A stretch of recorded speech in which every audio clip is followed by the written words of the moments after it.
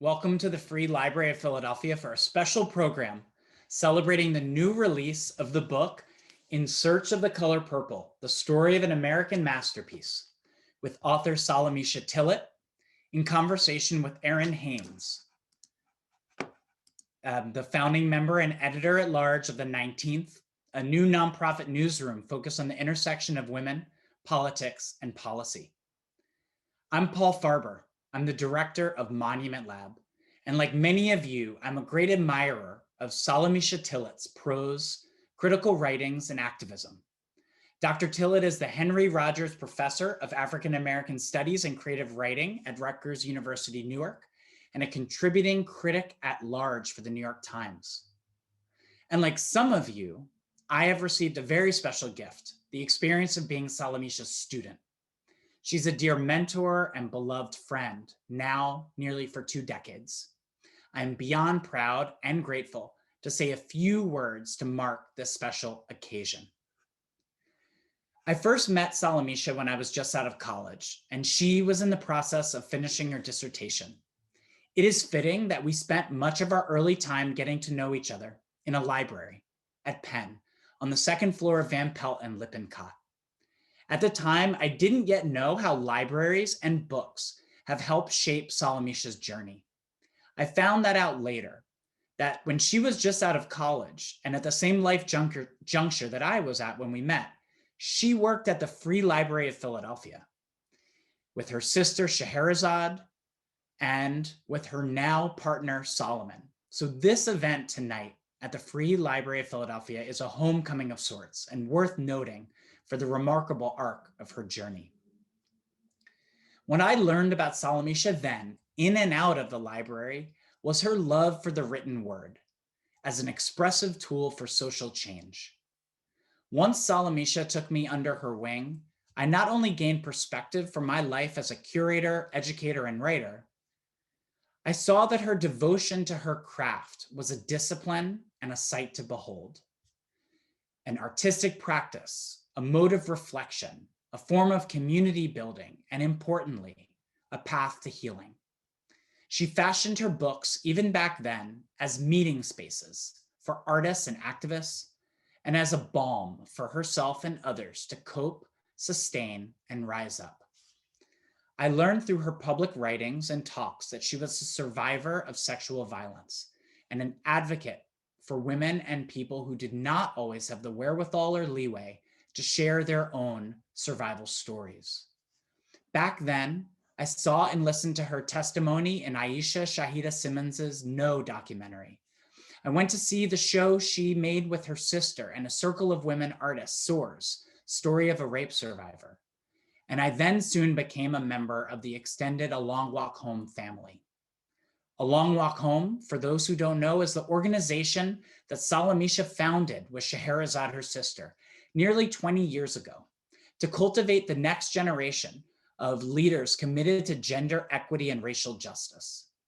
A Long Walk Home works with artists, students, activists, therapists, and community organizations and cultural institutions to elevate marginalized voices, facilitate healing, and activate social change. For me, as a Jewish, white, queer person dedicated to fighting racial and gender injustice, it was another remarkable gift to be invited in as an ally and an accomplice in the work of A Long Walk Home. I've gotten to know Salamishah as a brilliant, bold, courageous visionary. She and her sister could see a world where decades before Me Too became a cultural touchstone, the taboo of sexual violence could be broken. For the last few years, I've served on the board of A Long Walk Home. And on behalf of the board and the extended A Long Walk Home family, we are honored to have Salamishah partially dedicate the book In Search of the Color Purple to our group. The other half of that dedication, its leading honoree, of course, is Scheherazade, who Salamishah writes, quote, "without whom I would not have been able to pick up the pieces and make myself whole again." Those who know, know. Wherever you read or hear Salamishah, Scheherazade's artwork and brilliance are close by. I remember visiting Salamishah nearly a decade ago the day she also received copies of her first book, Sites of Slavery, Citizenship, and Racial Democracy in the Post-Civil Rights Imagination. It was also the first day I met Seneca, Salamishah and Solomon's daughter and eldest child. I snapped a photo of Salamishah holding her dear Seneca, sitting her upright on her dining room table, with her new book leaning against a bouquet of pink roses and green ivy just inches away. Fast forward to a few weeks ago, on the verge of this book's arrival, In Search of the Color Purple. Also, on the eve of the inauguration of the first Black woman, Kamala Harris, to the office of the vice presidency, amidst the tremors rattling the bedrock of our democracy, another gathering took place around Salamishah's table. A much needed session to reflect, gather, and celebrate a new milestone, the release of In Search of the Color Purple. This time, amidst all that turbulence, a group of us found peace, marking the emergence of the book. The table, the very table we sat at years before, was now set up for Zoom. It still had flowers, but this time, a cascade of purple all around the table and the room surrounding Salamishah. Friends, family, mentors, students, artists, a long walk home, all rang in the occasion from afar. Also, there was Gloria Steinem and Dr. Beverly Guy Sheftal, who each contributed a foreword and an afterword, respectively, to the book. Seneca, now a preteen, joined by her younger brother, Sidney, made a special book of drawings in honor of their mother, Salamishah. We got to learn more about the book and its meticulous and creative engagement with the entirety of The Color Purple, the book, the film, the musical, and the cultural afterlife, and learned about the interviews that Salamishah gathered for the book, including with Alice Walker, Oprah Winfrey, and the sharing of Salamishah's own life story. And before that book could leap into the world with its release this month, that day we paused and sent gratitude once again to Salamishah for all she is and all who she helps us to become.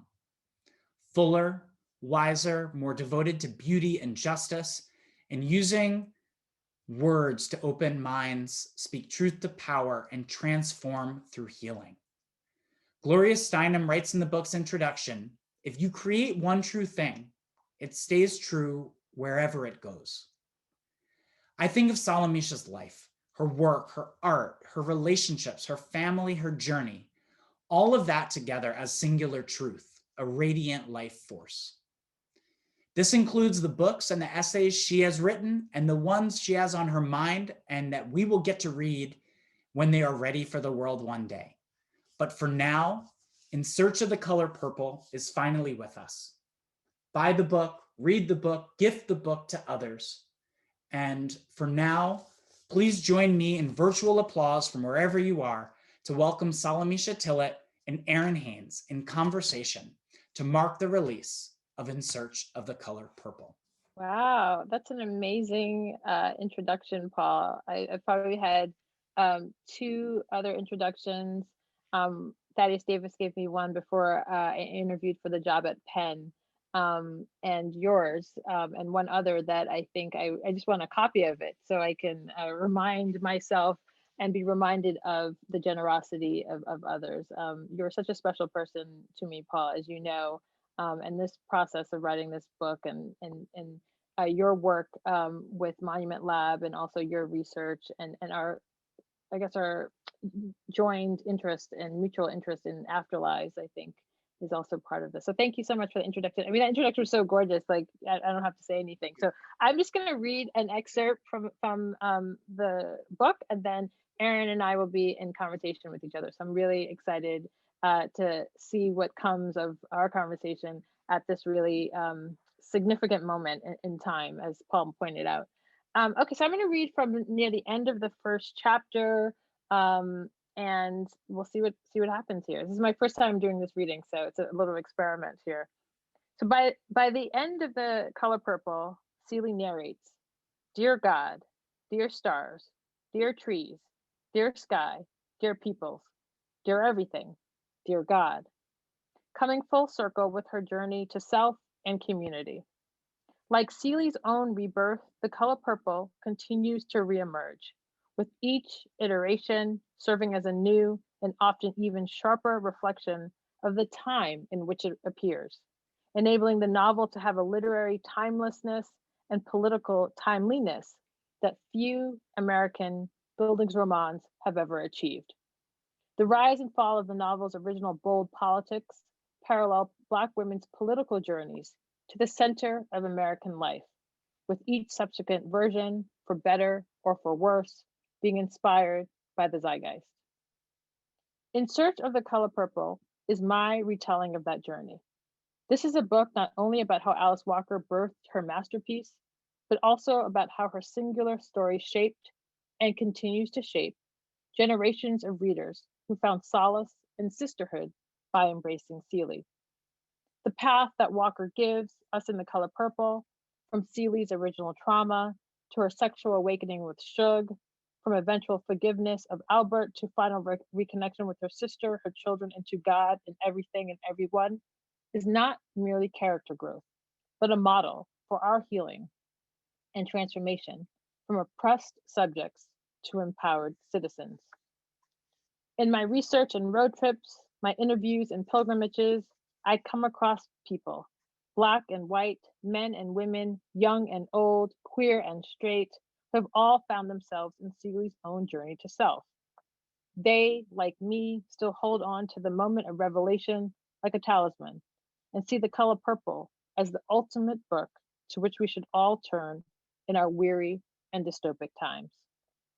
As the Me Too movement has taken hold, millions of survivors of sexual violence have come forward with their own stories of sexual assault. Despite the fact that this usage of the term Me Too was coined by a Black woman, my dear friend Tarana Burke, to help African American girls like the 13-year-old in Alabama who told her in 1997 about being sexually abused by her mother's boyfriend, Black girls and women victims continue to find themselves at risk for being ignored or rendered invisible. Or, as was Walker's fate after the release of the movie, indicted by other Black people for perpetuating racist stereotypes about Black male sexuality, or for colluding with an unfair criminal justice system if they claim to have been sexually assaulted by an African American man. As a result, the vulnerability of Black girls and women and the ongoing backlash that they publicly receive, as in the cases of those allegedly assaulted by Bill Cosby, Russell Simmons, or R. Kelly, or privately experienced, as in the cases of hundreds of Black girls and young women with whom my sister and I have worked with in our feminist organization, A Long Walk Home, means that we as a society remain disinterested in the fates of millions in order to protect a chosen few. No other writer has been able to imagine the whole arc, the breaking of the silence, the coming to terms with how sexual trauma has impacted individual survivors, their children, and their communities, and the means by which assailants can seek real accountability for their actions, make amends, and ultimately be forgiven than Alice Walker. Her perspective, though unique, was also shaped by her particular vantage point as a Black woman. Naturally, I write about the things I know best, from the angles I know best, Alice Walker said in an interview while on the set of The Color Purple in 1985. Black women have a different angle from which to write. They see things from a different point of view. Black women have to look out and through all those people who have traditionally been on top of them, the Black man, the white woman, the white man, she concluded. This creates a different way of looking at reality. Through her purple-hued looking glass, Walker imagined a world and created a novel that remains potent, ever prophetic, and a reminder of how far we as a nation still really have to go, while being an extraordinary vision of who we want to be. What else is there to say about The Color Purple? Walker exhaustedly asked me at the end of our first interview. Without skipping a beat, I reply, everything. Thank you. And that is the perfect way for us to get into this. I am so excited. And I will just tell everybody tuning in now, we did not plan to both wear purple tonight, but it is a good sign and makes me feel like we are both on the same page, so to speak, that we both did wear our purple, and you look fabulous in it. And just congratulations again, Salamishah. I will tell all of you, in case you did not notice from Paul's very effusive and also accurate introduction there, Salamishah collects people. And I am just feeling very grateful that I am one of the people that is in that number. And so being asked to facilitate this conversation is certainly one of the highlights of, a good start to 2021 for me, particularly because just, even before meeting Salamishah, knowing, her writing and her work as something that really seeks to bear witness and give voice and empower folks, to have this book and to really get insight into the story that helped to make you who you are and helped to inform the work that you do. It just really has been a revelation for me, and just a different way to get to know you. Yeah. I'm very excited about that. And to Paul's point, just because we are in a moment where we are kind of celebrating the triumph of the spirit of the Black woman right now. This is absolutely your celebration, as well as Alice Walker's celebration, as well as, the Black women who, stood up for democracy in this moment. I mean, so many things. And so, yeah, I mean, Can I say something before you begin? I just want to say, one of the people that you don't know this, but watching you and reading you throughout this year has been really quite an inspiration and a source of healing. And I say that with the utmost respect to you, just because you have been so consistent in your rigorous analysis and your centering of Black women as political figures, as cultural icons, and just watching you a lot on television more recently. It's just been really, and just, a big fan of your writing constantly, but it's just nice to have your voice for us to hear you. So thank you so much for all that you've done to get so many of us through this past 2020, which was quite difficult. And I guess now we're into a weird entry into 2021. I think we're in 2021 now. Yeah, I don't know. What is time? Well, thank you for saying that. You, again, your generosity is just, it is a gift for people who have the pleasure and privilege to know you. Like it really is. So, I mean, I'm really glad that we are in kind of one of my favorite places, even though we're virtual. The Free Library is a place that I love a lot too, and with one of my favorite writers, really talking about what I agree with is one of the most important literary works of the last century. If not, putting it on an even greater platform. This is a book that you have lived with for most of your life. So I wonder, why was now the time to tell the story? I mean, had it kind of just been chasing you, and this was finally the moment where you couldn't not tell it? Or how did we finally get this work that had been living in you and through you for so long? Yeah, there's two stories. One is more prophetic, and the other one's practical. So the prophetic one was a long time ago, I guess, not too long ago, maybe 10 years ago. I did always want to write a book about Gloria Steinem and Alice Walker. And in my head, you have these two women, one from the South and one from the Midwest, and they find their way to feminism. And they're very different stories of the feminist movement if you tell it through their experiences. So that was something that I had thought about in my back of my mind, partly because when you go into Gloria Steinem's house, there's this poem, and I talk about it in the book, that Alice gave her, I think, for her 50th birthday. I'm not sure. It's called She. And you just walk in and you see this, Gloria has almost like her entryway, and she has these, her on the cover of Time magazine, a letter from her family disowning her. These are the Gloria's, like the ad that Black women took out in support of Anita Hill. And then you have this poem from Alice Walker. So for me, it was just like, oh, this is so interesting. So that was kind of always in the back of my head, right? Like I would like to tell a story of feminism and maybe think about these two figures. And then practically, Abrams, the publishing company that I published the book with, my editor, Jameson Stoltz, was starting a new series called Books on Books. And so Jameson presents it to my agent, Tanya McKinnon, and Native Son, The Fire Next Time, and The Color Purple. There's a whole bunch of books of course, canonical works. And Tanya thought immediately of me with The Color Purple. And when she presented it to me, it was like, oh my God, like, yeah, like, of course, like I kind of know that book. Like, and I didn't know, we can talk about what I didn't know, but at the time I felt very confident that I could write about The Color Purple because it had meant so much to me. And it's a text that I'd returned to so many points in my life. I talk about in the book that the summer before my senior year in high school, I read 3 works of art, 3 really important books. And if there's anything you need to know about me, if you just put these 3 books together, you'll know everything. So Toni Morrison's The Bluest Eye, Alex Haley's autobiography of Malcolm X, and Alice Walker's The Color Purple. And then my senior year, so I read that in the summer, and then my senior year of high school, in the fall is when Anita Hill testifies before the Senate, allegations of Clarence Thomas's sexual harassment. And in the spring of my senior year, the LA rebellion in response to the 4 LAPD officers being found not guilty for beating Rodney King. So I had these 3 books set me up in some ways to have a kind of political analysis.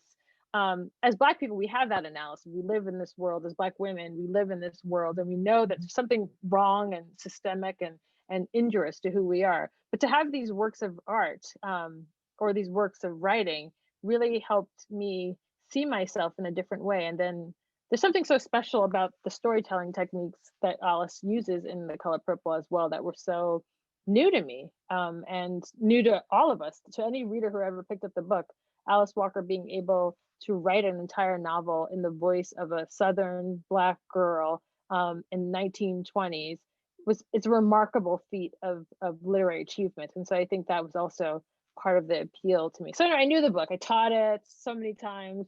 I'd seen, we all see the movie, and I had eventually seen the musical. So it was part of my own coming of age, so to speak. And so I thought I could maybe I could pull it off a little.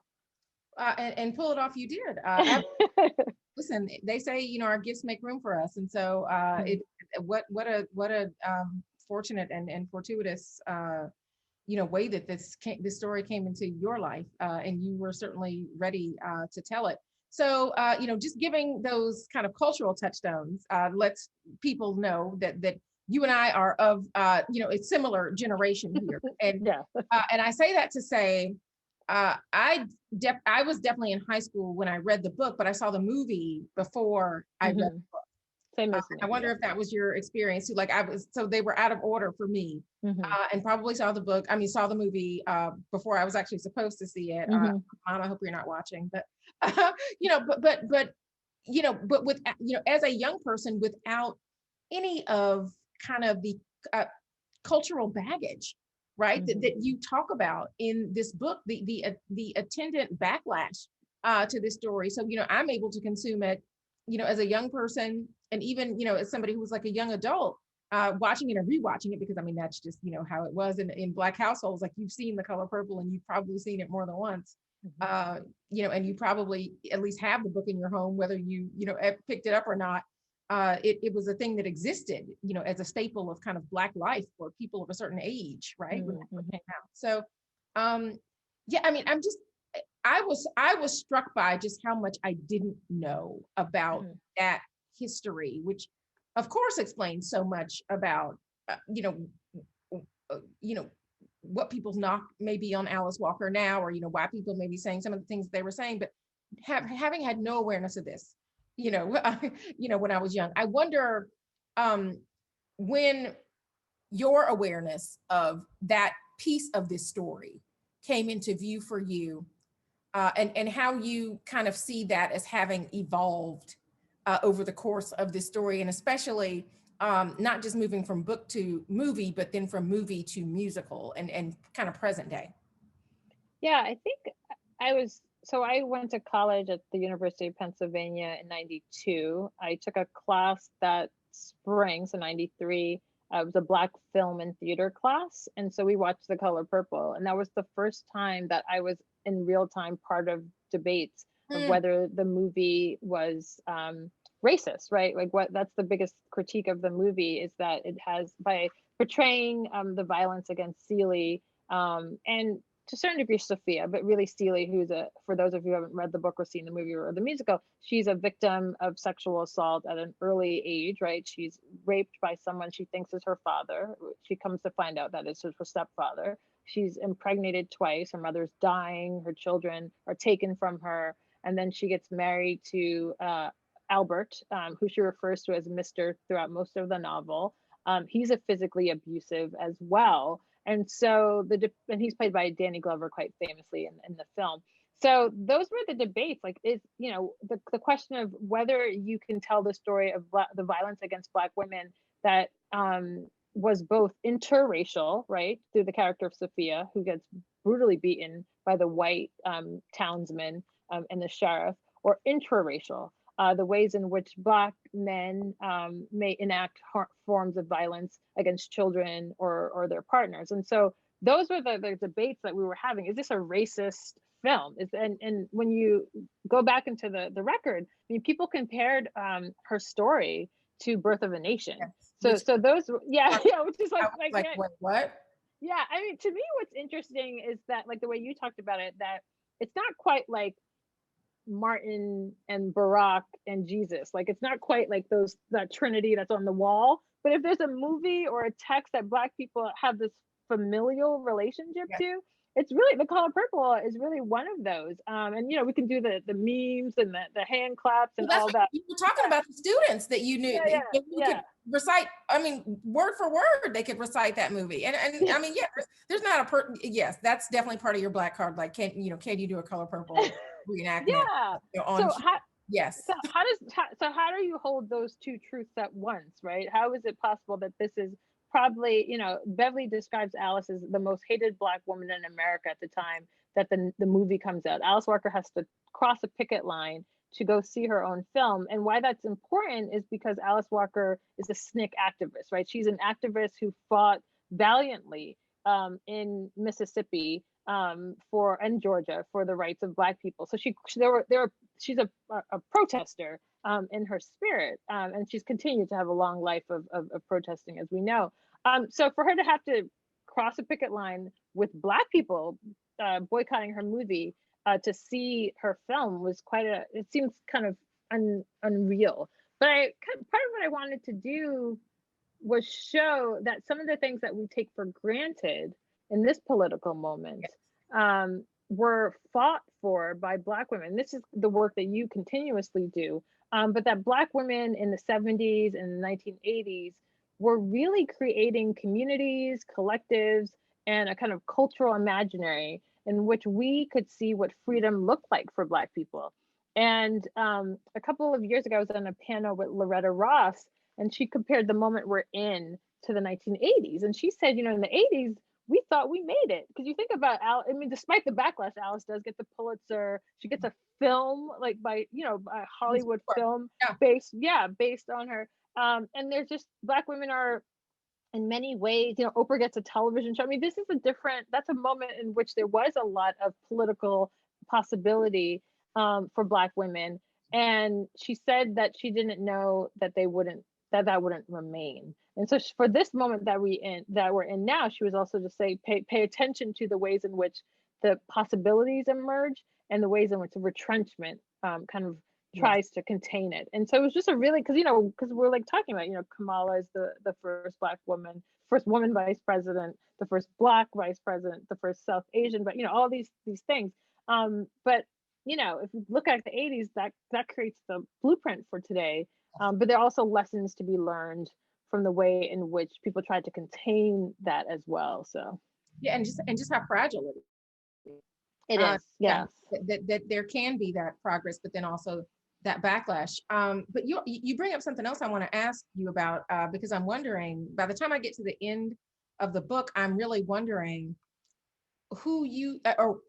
which do you think, in terms of being more misunderstood, Alice Walker or the story of The Color Purple? Oh God, this is a brilliant question. Oh my goodness. I would say Alice, maybe, actually, because The Color Purple, if we think about its journey, I mean, it's now the musical is going to be turned into a movie. So it's reached a level of cultural acceptance that was impossible to imagine in 1985 when people were boycotting the movie, but is real today. So I think that, and I think, but Alice Walker, I think, is still a quite a complicated figure, and also because she's a Black woman from the South who's a genius. It's still, like, you know, when every time I pick up the newspaper, there's some, why do, you know, what do we think of Orwell today? What do we think of Edith Wharton today? What do we think of Fitzgerald today? Because the Gatsby copyright is, you know, there are these books that, or authors that we assume are universal and therefore should be recognized. And I think for me, it was really important to, because the book has already achieved such universal recognition. It's broken every record in terms of sales and awards, right? So like that's a kind of crazy thing. Then the movie, and then the musical, right? It's at every plateau it tries to like get over, it does. And yet I still think there's a way in which Alice Walker, the writer, is still not recognized the way in which she should be, as one of these Whitman-esque type figures in American life. Absolutely. No, I mean, look, yes, obviously you are biased. You've written a whole book about this, but Yeah. you believe that this book is a classic. I certainly believe that The Color Purple is a classic. And yet I feel like if we ask, you know, some of our white counterparts, you know, oh, well, you know, did you read, The Great Gatsby? Of course. Did you read The Color Purple?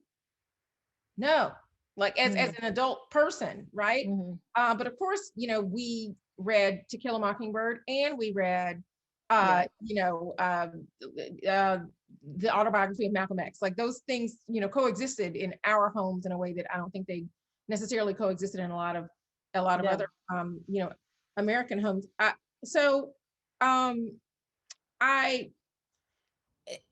also believe, you know, that the book is a mirror. And one of the things that I really love about what you wrote here is that it really gave me a lot of different entry points that I hadn't necessarily considered into this story. Like just the idea that you know, the story of domestic workers being on full display with Sophia's narrative, right? I hadn't really thought about that. And I thought about domestic workers a lot this year in you know, my writing, and talking to them as voters, right? Talking to them as blue collar workers, which we don't often describe them as, you know, women of color, you know, as being blue collar workers. But I also thought just so much, I mean, I'm from Atlanta. This is, you know, a Southern accent, not a South Philly accent. You guys probably figure that out. That's another reason why I thought you'd be so good, because you yeah, oh yeah, I've definitely you know, but I'm from Atlanta, and yeah, I mean, but yes, just thinking so much this year about the rise of Black women, but also the increased visibility and value that was finally placed on Black rural women, right? And that was a group that Alice Walker clearly valued and wanted to, you know, really just center their humanity in a way that I don't think that we still don't do that as a society, right? Like it took a Stacey Abrams or a LaTosha Brown to see, you know, the humanity and the value in Black rural folk as voters, right? Whose value was just as much as the Black voter in Atlanta, right? But for some reason, you know, it's like even not wanting, you know, Seeley, you know, like, you know, prioritizing Nettie's language over Seeley's, that, you know, the conversation that you talk about in there, as if her conversation was not valuable, as if she was not sophisticated in her thought, you know? So yeah, I just wonder what you make of that. Just the, yeah, how we continue to think about Black rural women as yet another dimension of this story and the storytelling that Alice Walker brings to light and puts in the spotlight. Yeah, thank you. That's a beautiful question. I guess her impetus for writing the novel was for her to have a book that and the voice of her mother, right? And so that's, I guess, what I was saying earlier. You know, her precursor, of course, as we now know, was Zora Neale Hurston, who was able to partly tell a novel or write a novel with that kind of Janie's speech pattern taking over the book, but it doesn't do it entirely. So Alice, from beginning to end, wants us to hear the beauty of Seeley's language, which is another way of saying to hear the brilliance of the way in which her family spoke in Eatonton, Georgia. And so I think that's part of like the brilliance of the novel, the genius of the novel, but also, as I write in the book, it was also cause for pushback, right? So she sends, Essence had excerpted earlier works of Alice's, and then so she assumed, I think, that they were going to say, "Yay, yeah, of course we'll publish this excerpt from The Color Purple," but instead they wrote her and they said that Black people don't talk like that. So just on the level of speech and language, Alice really wanted to value the ways in which Black people in the South, Black people in Georgia, and Black girls and women spoke to each other. But then, yes, I think you're right to point out how her insistence on us valuing the lives, experiences, and expertise of these characters who were, in fact, based on family members, I think is also something that we should not forget when we think about the novel, but also that idea that I opened up with, where she talks about the unique vantage point that Black women provide. And then you think about unique vantage point that Black women in the South provide to American democracy. I think this is what the book is doing. And I think that's what obviously Stacy and Latasha were able to imagine and dream and know as truth. And just despite the fact that everyone around them may have forgotten. But white supremacy doesn't forget that the Black rural voter matters. You know what I mean? You know what I mean? So that was an interesting conundrum. Those who do not want us to vote remember quite and to wholeheartedly. To see, like, just to reference, the confrontation with Sophia and Miss Millie and the mayor, like the threat of the Black woman, right? And the need to suppress that threat with violence if necessary, right? Violence and incarceration. Absolutely. I want to remind those of you in the audience, thank you for those who have already submitted questions, but you can use the Q&A icon at the bottom of your screen to begin asking us questions. And also just to point out that books can be purchased through Uncle Bobby's bookstore here in Philadelphia, and certainly support local bookstores, especially in the time of the pandemic. So just want to mention that. So you in the book you cover the central Black women characters of the story, but you don't say that you have a favorite, and I wonder if that is something that I think I might know who it is, but I'm going to ask anyway. No, who do you think it is? If it changes, if it has changed for you as you have returned to the book repeatedly, or if it changed from the book to the movie to the musical. Well, who do you think it is? I'm just curious. I think it might be Shug. Okay. So I don't know, actually. I've never thought of it. So I'll just explain the reason that Errin has such a thoughtful and delightful question. So I break up the book in 3 parts, Celie, Shug, and Sophia. And they kind of are the book, the movie, the musical, but also these are the characters that I return to at different points of my life. So Celie's the one I identify the most with as a teenager and young adult. Shug is the one I identify with as I mature into myself and continue to heal from my sexual assault. And Sophia is the character that I identify most recently.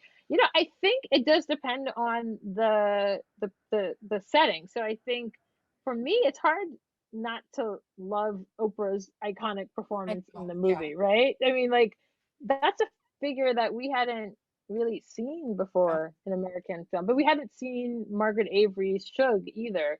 I guess, I mean, it's going to be a cliche. How could you not love Celie? I mean, Celie really is the character, both Cynthia Erivo's performance on stage and Whoopi Goldberg's performance, but also the life of Celie in the book. I was rereading the ending again today, and I was just so, Celie, Scott Sanders, who's the producer of the musical, talked about Celie's infinite ability to forgive. And she's almost Christ-like in that way, right? She's almost messianic without all of the without all of that comes with it, right? That she's and I know Alice talks about one of the biggest misreadings of her book is that people never pay attention to Celie's relationship to God. And so to think of Celie as a figure who is Christ-like without being fully messianic, I suppose, is really interesting. So I don't know, I guess Seeley, I mean, it sounds like a cliche, but one of the things that I thought was so interesting is when I interviewed Alice, and she talked about Seeley being based on her grandmother, her step grandmother, Rachel. And she kept on insisting, like, she was a beautiful woman, but no one believed that. No one believes that Seeley is as beautiful as Nettie, right? And so, and she's like, we believe Pa's version of Seeley. And so, and I realized my own biases, like, well, I didn't think I was doing that. And then I discovered in the archive a picture of Alice's mother, her two grandmothers, and a neighbor. Yeah, it's in the book. And it was so like, I was like, who is this woman? This is Rachel. She kept on telling me at her house that, but she looks like Josephine Baker. So it's just so crazy that that's who, so. But Seeley, part of that might have also been because if you were like me and you saw the movie before you saw the book, like you see them, trying to, I guess, unbeautify Whoopi Goldberg. And so like that is the image in your mind, and they're, kind of, reinforcing the idea that she's ugly, right? Yeah. You already go into the book as a teenager with that in your mind. Yeah. But it's funny. I started to guess Seeley, but I didn't because that felt too easy. But Seeley is like, her power is just so consistent through the book, the movie, and the musical. Like, I mean, it's because, yeah, I feel like the other characters are interpreted, I guess, differently. Yeah, I mean, Suge is probably the one I would like to be the most like. Wouldn't we all? Seeley is the one I probably like the most. Those are two different things, So I think, yeah, it's a great question though. But yeah, I guess, this probably, I wouldn't have written this book if I didn't care about Seeley so much. So yeah, right, exactly. Yeah. Well, you brought up Seeley's forgiveness, and that reading this book at the time that I'm reading your book, we are in a national moment where we are talking about forgiveness and healing and unity, right? And the thing about this story, yes, Seeley, there is the movie ends with kind of a forgiveness and a reconciliation, but not without a reckoning, right? Like and you can call it the dinner scene or whatever, but there was an acknowledgement of injury done, right, before we get to forgiveness. And I would hope that people don't miss that in her story. But I mean, and even the Harpo-Sophia relationship, yeah. right? And yet Mayor, Miss Millie, and Sophia, they want her to jump to forgiveness without acknowledgement, right? So like the idea of Black folks having to be forgiving, but in the absence of that acknowledgement or accountability, Yeah, I think it resonates in the Color Purple story, but also is something that is with us now.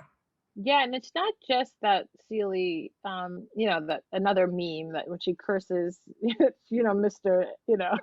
Memes. Yeah, she's like everything you do. So it's not just in addition to, right, so she holds him accountable, but there's also a kind of collective accountability, right? So that Suge holds Albert accountable, Harpo and Sophia hold Albert accountable, and he has a choice he has to make. Either he will continue to do harm or he will make amends, and that's the crossroads that he finds himself at after Seeley leaves. And so when Seeley leaves, she has a very full life, a very, very full life, in which she becomes an entrepreneur, and then she and Suge are on again and off again, and then she owns her own house. I mean, think about a Black woman in the South, and again, now we're talking about 40s, owning land, right? So there's all this growth that Seeley is able to have in the book.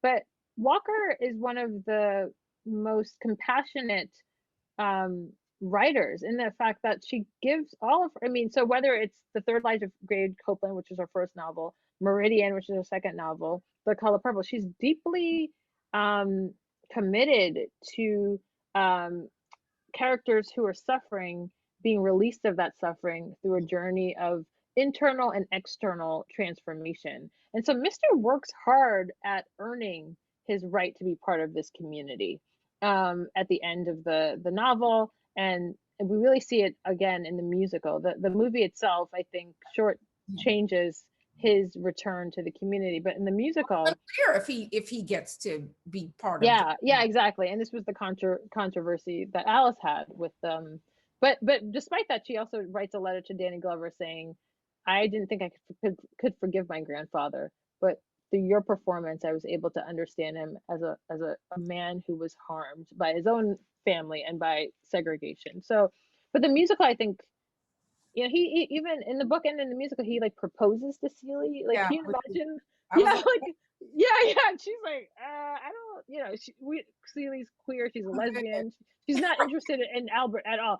But the fact that they had gotten to that level of intimacy and friendship, and that he had earned his way back, and that's also part of her capacity to forgive, and that Harpo and Sophia earn their way back to each other. right.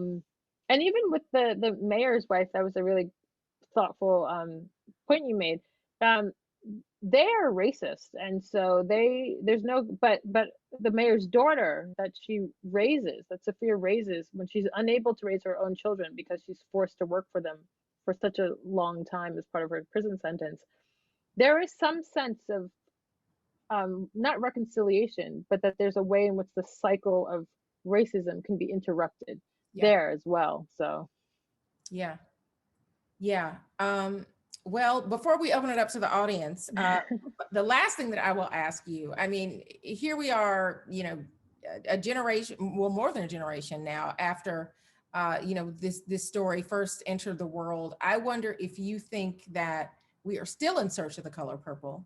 And if you do, what is it that we still have to learn about this story? What does it still have to teach us? yeah, one, I think what we were just talking about, like atonement cannot be had without accountability. And so Albert's still like an elusive character, I say at the end of the novel. We may see Celie and Shug and Sophia more incorporated, but Albert's journey and the way in which he tries to atone for his harm is still very unusual and exceptional. So that's one thing that we as a people and also as a nation to learn from that.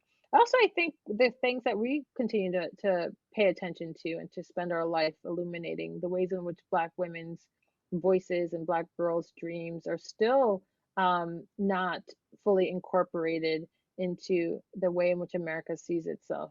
And so, and I think, you know, what genius we have and what gifts we continue to give this nation and to save democracy. I mean, that's basically what we're talking about with Georgia, right? That's not simply people recognizing rural Black voters, but we're seeing Black women organizing Yes. the nation to choose between democracy or something far, far, far worse. And so I guess at this point, I don't really know why we have to keep on making the argument that we should be seen, heard, and validated.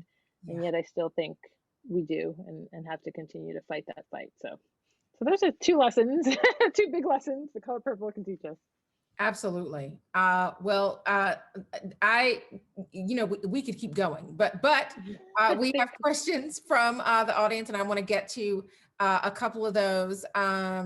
Okay, so Michelle Frank is asking, Dr. Tillet referred to Alice's movie several times. However, the movie was Steven Spielberg's based on Walker's novel.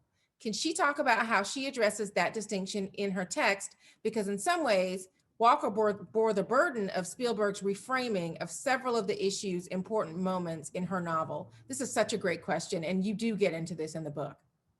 Yeah, thank you, Michelle. Well, I guess it is Spielberg's movie, in terms of he's the director and Quincy Jones is the producer.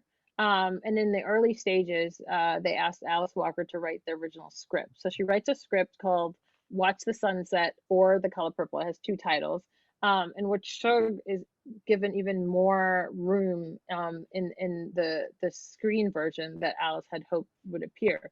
So once Spielberg decides not to go with Alice's script and hires another writer, Alice is still part of the process. So she makes certain demands about the racial equity and the racial makeup of the crew. So it has to be more than 50% people of color, which is before our moment of equity writers. And Alice is on set every day with so while on one hand it wasn't her movie, and she does pay the huge cost for the mistakes, or the ways in which the story veers from her novel. She was part of the process. It wasn't Spielberg and Quincy Jones, and that's something I didn't realize until I did this book, how intimate the process was of making the movie, how much of a family it was. Oprah talks about being on set and having grown up in a household in which her mother was emotionally and mentally abusive, and where she experienced sexual assault. She talks about seeing on set what love is. Like she learned through the relationships between Alice and Quincy and Stephen, or Whoopi and her mother. She was able to understand, and for the first time, this is what love is, and it changes the course of Oprah's life. So I think, Alice was the one who paid the consequences for the backlash, as opposed to Quincy Jones and Steven Spielberg. But they all were affected by that, and Alice was also highly collaborative in the process of making the movie, even though it wasn't the script that she developed, and she would have made different choices. She has a good book though called The Same River Twice, that she wrote in 1996, and she talks about the movie, and she includes letters to Spielberg, her original script, her diary entries. So that's really, if you want to know what she thought of the movie, you can also read that alongside my book. That's a good point, because when you mentioned The Same River Twice in the book, I was like, oh wait, maybe I'll go read that one next, because I'm like, that she had written an entirely different screenplay that ended up not being the ultimate version that Steven Spielberg used. We have another really great question from Miriam. How do you think we can use this book in literature in general to continue to educate racists to change their views? I think this is a great book. I mean, there were so many people after the racial reckoning, right, who were, kind of looking for a syllabus to really learn more about how they could do more, how they could show up, really for, to address racial equity, racial injustice, and to really just learn more about this country's history, the truth about this country's history, which is something that I think a lot about, living in Philadelphia, which a lot of people regard as, this crucible of democracy, the home of the Constitution, the founding fathers, you name it. But yeah, I mean, I was thinking about that, Miriam, coming into this conversation tonight, that The Color Purple should absolutely be, among the books that we recommend to people who are trying to get a better understanding of the racial dynamics in this country. But I wonder if you agree with that.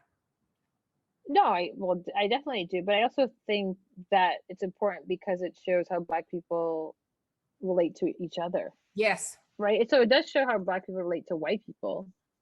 But I also, and maybe as a child of the 1970s, and we're beneficiaries of the Black Power movement. The way in which Black people see themselves, they relate to themselves, they understand themselves and define language and culture and rituals on their own terms, I think is also deeply important as a testament to our humanity. And also, sometimes I feel like we're caught in these two different conversations: the conversations Black people have with white people, and the conversations Black people have with each other.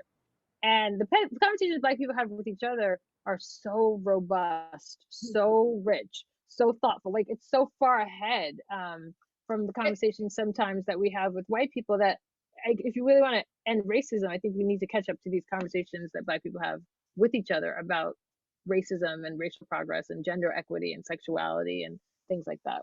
Yeah, I mean, it definitely is a world and a country unto itself, right? Yes. That's so true. But I think you bring up a point that I thought about, when I was younger, just seeing these Black people centered literally in their own universe in that town, right? And you don't even really see or be aware. You're not really even aware of white folks until Sophia has the altercation in the movie. Mm-hmm. And it's like, oh, right, yes, they are here too. Mm-hmm. And they do bump up against each other, these two communities. But I mean, it was definitely two different worlds living even in the same town. April asks and says, thanks so much for this. Thank you, April, for tuning in. Ms. Tillet, can you talk more specifically about the difference between Hurston's use of dialect in Their Eyes Were Watching God versus Alice Walker's The Color Purple? Wow, thank you. I love this is, this is like an English class question. I Yes. know, right? I know you're feeling it. Yeah.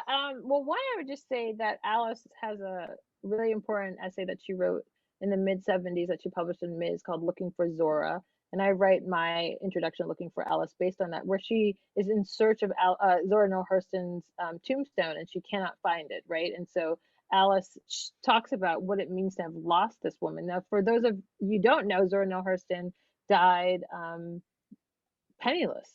And for Alice, it was so devastating to know that she died as a domestic who didn't have even anyone to acknowledge her life or her death. And so Alice buys a tombstone and then edits an anthology of Hurston's work. Now, in terms of the book, Their Eyes Are Watching God, my professor in graduate school was Henry Louis Gates Jr., and he wrote and talked brilliantly about free indirect discourse, which is basically when the narrator goes from a third-person narrator to a first-person narrator. And so he argues that in Their Eyes Are Watching God, you can see suddenly in the middle of the novel, it goes from a third-person omniscient narrator to Janie's voice taking over the consciousness of the novel. And then it goes back to third person. And so the dialect, both in Their Eyes Were Watching God, is rich and lively when the characters are shooting the dozens, or when Janie is telling folk tales, but also it takes over for a brief period the novel structure. And so what Alice Walker does, that he argues in Signifying Monkey, is literally starts the novel at that moment that Hurston gives us in the middle, where it's the full consciousness of the entire book is through African-American Southern vernacular English. And so that's the biggest difference. But I think Hurston, as an anthropologist, understood the diversity and the complexity of Black Southern speech. And so Alice was so happy to find Hurston and would read her stories to her family members as both a test to see if it was accurate, but also as an homage as well. Yeah, that's really interesting. I'm going to take host privilege and ask you the last question that we have tonight, which is, this book, you talk about just how much this book has given you over the course of your life. I wonder what this journey that you've been on to tell the story of this book, what that gave you, and in particular, just developing this relationship with Alice Walker. As I'm sure, teenage you could have never imagined, that the book would have, reading this book would have carried you, all the way to that place. And so, talk about that. I started running again at the same time I started this book. And I bring that up is because the teenage Salamishah, before I was sexually assaulted, was a track that was my thing in high school. And I realized in that moment that sometimes you don't know how far you've come in terms of your healing until something comes up and you're like, wow, like I can run at night by myself and feel safe. And so that was a mark of like a healing in terms of my own body, in terms of my own relationship to public space. And so this book was very similar to me because I had to kind of go back and chart who I had been, and the various stages of my trauma, and then also the various stages of my healing. And so to be able to write this book at this moment and for it to resonate with people who are also survivors is just so meaningful to me, because I think that's part of my life's work, but also it's a way of tracing one's fullness, but one's coming into self. And that's what Celie's journey is. And then obviously that's what this book was for Alice. And then this book was a mark of that for me as well. So, yeah. Well, I want to thank you for giving all of us a reason to revisit this story. Thank you. A gift in my life. It has given me a completely new perspective on the book, the movie, and the musical. I encourage everybody to get it. I have got my copy. I read it so fast. Thank you. I know. I'm so happy people are reading it I quickly too. could Yeah. not, and I've been just talking about it nonstop in anticipation of our conversation. So I want to thank everybody for coming here. May the color purple, continue to be a light unto our path and a source of healing and balm. And I really thank you so much for doing this, for all of us. Just as Alice gave something to the world, you now give us this. So thank you so much, everybody. Please take care, stay safe out there, and have a great 2021. Thank you, Errin. Thank you, everyone. Thank you, Paul. And thank you, Andrew. And thank you, Free Library of Philadelphia. Yes. And thank you, Philly.